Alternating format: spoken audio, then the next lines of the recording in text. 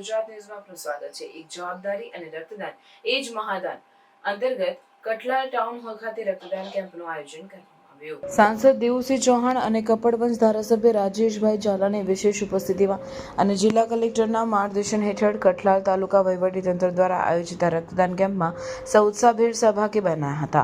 સમગ્ર રાષ્ટ્ર દેશભક્તિની લાગણી સાથે પરાક્રમી સેના સાથે છે।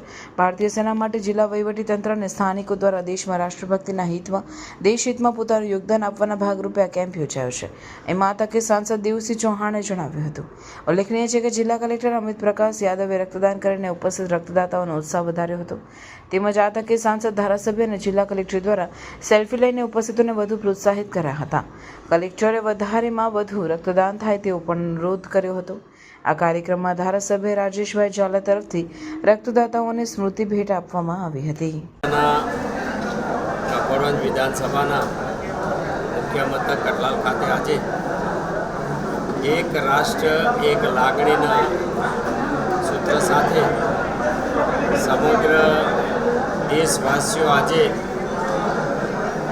એકી સાથે સેનાના પરાક્રમને બિરદાવે છે, શહીદોની શહાદતને નમન કરે છે અને આજે આખું રાષ્ટ્ર એક લાગણી અને એક ભાવના સાથે રાષ્ટ્રપ્રેમ રાષ્ટ્રભક્તિની ભાવના સાથે આ પરાક્રમી સેનાના પડખે છે। ત્યારે આજનો આ બ્લડ ડોનેશન કેમ્પ એક વિશેષ કેમ્પ છે।